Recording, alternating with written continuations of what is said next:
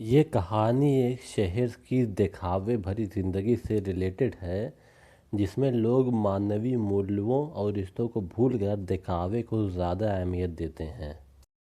राधिका की जैसे ही पढ़ाई पूरी होती है, उसके बाद उसकी एक बड़े शहर में शादी हो जाती है। अब वो अपने ससुराल में बड़े शहर में जाके रहने लगती है। उसके लिए छोटे शहर से बड़े शहर में जाना, वहाँ रहना आसान नहीं था। उस बड़े शहर में कोई ज़्यादा बात नहीं करता था, एक दूसरे के घर नहीं आता था। सब लोग बस केवल एक दूसरे को देखते रहते थे, लेकिन बुलाता बात करता कोई नहीं था। ये सब चीज़ उसको बहुत ही अजीब सा लगता था। गांव से शहर में आना एक कल्चरल डिफरेंस, कल्चरल शॉक जैसा लगता था। लेकिन अच्छी बात ये थी कि वो बहुत ही ज़्यादा बिजी रहती थी, तो उसका पूरा समय निकल जाता था। ये सब सोचने का बहुत ज़्यादा मौका नहीं मिलता था। राधिका के घर के आसपास की रहने वाली सारी महिलाएं उससे उम्र में काफ़ी बड़ी थी और थोड़ी बहुत तो कामकाजी थीं। लेकिन फिर भी कोई भी जो वहाँ पे रहती थी दिन भर, वो भी राधिका से बात वगैरह नहीं करती थीं। जबकि और सब औरतें आपस में बात करती थीं, लेकिन राधिका से कोई बात नहीं करता था। उसके मन में ये आया कि शायद उसका मकान किराए का है इसलिए, या फिर वो शायद तीसरी मंजिल पर रहती है इसलिए। शायद वो समझ नहीं पा रही थी कि ऐसी वजह क्या है जो उससे कोई बात नहीं करता।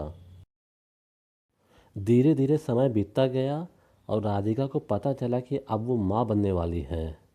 तो बस अब उसको तो व्यस्त रहने का एक और माध्यम मिल गया।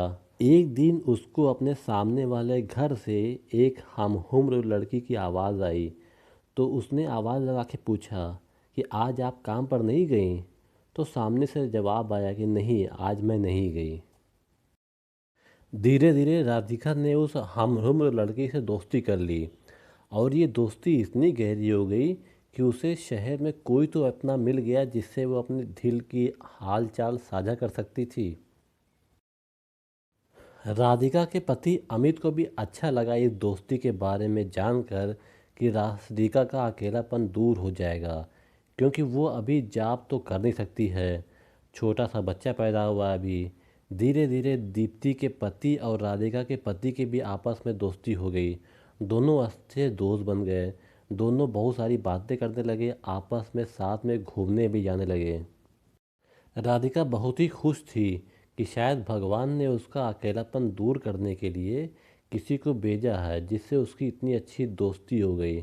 लेकिन कहते हैं ना कि हर रिश्ते की एक मर्यादा होती है, चाहे वो रिश्ता खून का हो या दोस्ती का।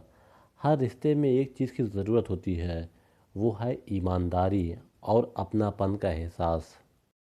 कुछ दिनों बाद जब राधिका का बच्चा थोड़ा बड़ा हुआ, तो राधिका ने नौकरी भी शुरू कर दी।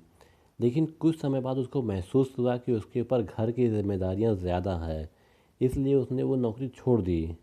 इस बात को लेकर दीप्ति उसे किसी न किसी तरीके से नीचा महसूस कराती थी।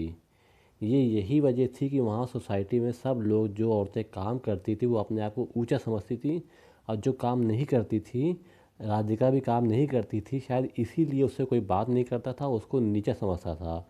और यहाँ पे जो उसकी इतनी अच्छी दोस्त बन गई थी दीप्ति, वो भी उसको नीचा दिखाने की कोशिश कर रही है क्योंकि वो नौकरी छोड़ चुकी है। शुरू में कुछ दिन तो राधिका ने ये सब इग्नोर कर दिया, सहमती रही कि हमारी अच्छी दोस्त है, चलो इग्नोर कर देते हैं। लेकिन बाद में जब दीप्ति का ये नीचापन दिखाना ज़्यादा हो गया, तो राधिका से सहन ना हुआ। उसने कहा कि सामने वाले हमारे दोस्त को हमारे की भावना की कदर करनी चाहिए। हम नौकरी कर रहे हैं नहीं कर रही है हमारा निजी मामला है। इसकी वजह से दोस्ती में फ़र्क पड़ना और हमको नीचा दिखाना तो ज़रूरी नहीं है ना। आपको ये स्टेटस का शो ऑफ करना, सामने वालों को नीचा दिखाना, उसकी वजह से उसको हर्ट करना और दोस्ती भी टूट जाना कैसा लगता है? आपको लगता है कि आपसी रिश्तों में इस तरह का दिखावा, किसी को नीचा दिखाना सही है क्या? और आपको लगता है कि बड़े शहरों में ये सब चीज़ें कुछ ज़्यादा ही होती है? दूसरे की भावना का कोई कदर नहीं करता, केवल स्टेटस सिंबल मैच करने की कोशिश करता है। आप बताइए कि आपको ये कहानी कैसी लगी? अगर अच्छी लगी हो तो लाइक करिएगा, अपनी राय कमेंट बॉक्स में मेंशन करिएगा। पहली बार चैनल पर आया तो सब्सक्राइब भी कर लीजिएगा।